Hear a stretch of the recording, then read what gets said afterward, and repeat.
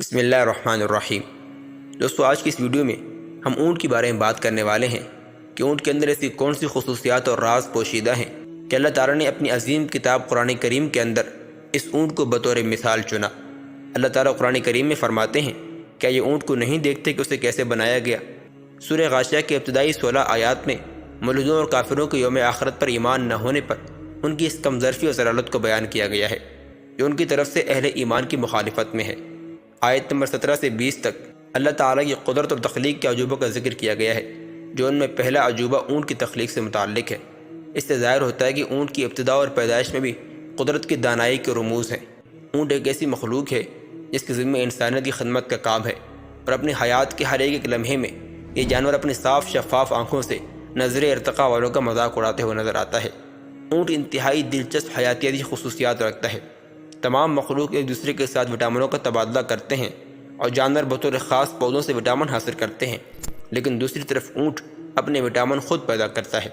پانی کے مالیکولز تمام جانوروں کے جسموں میں 7 سے 14 دنوں تک موجود رہتے ہیں، اور اگر نئے مالیکول اس عرصے میں تبدیل کر کے ان کی جگہ نہیں لے لیتے تو مخلوق کے لیے موت کا حکم جاری ہو جاتا ہے۔ مگر اونٹ میں پانی کے مالیکول تو فہم و ادراک سے دور اپنی آئینی خصوصیات کی وجہ سے ایک ساتھ 50 دنوں تک محفوظ رہتا ہے۔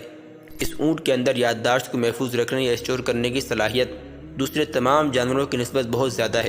یہ جو کچھ دیکھتا ہے اسے کبھی نہیں بھولتا، ایک طرح سے زندگی کے راستے کا نقشہ تیار کرتا ہے۔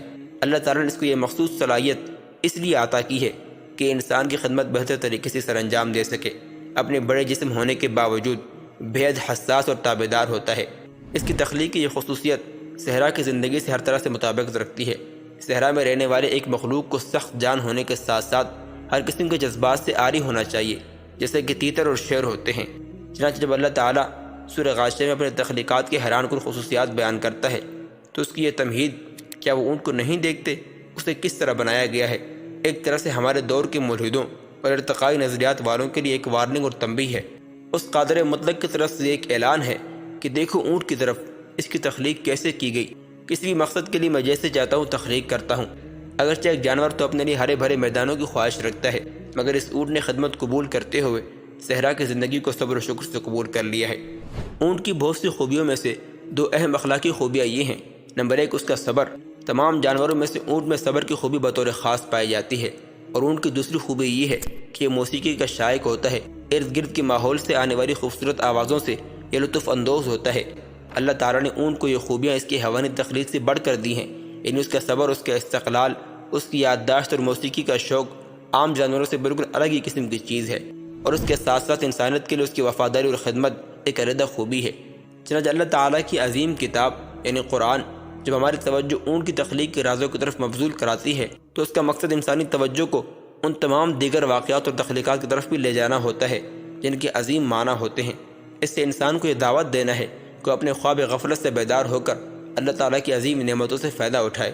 اے انسانیت، اگر اونٹ کی اپنی مرضی سے ہی اپنی زندگی گزارنا ہوتی تو وہ صرف ٹھنڈے اور سرسبز جنگلات میں ہی پایا جاتا، لیکن یہ لق و دق صحرا کی سختیوں کو صرف تمہاری خدمت بجا لانے کے لیے جھیلتا ہے، اور اپنے عظیم ڈیل ڈول کے باوجود یہ اپنے آپ کو تابعدار بنائے رکھتا ہے۔ پھر کیا ہو جائے کہ تم اپنے رب کی حکم عدولی کرتے ہو؟ پھر تم کیوں اللہ تعالیٰ کی مرضی کے خلاف بغاوت اور خود سری کا اظہار کرتے ہو، جبکہ تم دیکھتے ہو کہ کس طرح کے حیوان بھی صبر و شکر کا نمونہ ہے؟ اللہ تعالیٰ ہمیں ہر حال میں صبر اور شکر کرنے کی توفیق عطا فرمائے، اور ہمیں اپنے نیک اور تابعدار بندوں میں شامل فرمائے۔ انشاءاللہ زندگی رہی تو اگلی کسی ویڈیو ملاقات کریں گے۔ السلام علیکم ورحمۃ اللہ وبرکاتہ۔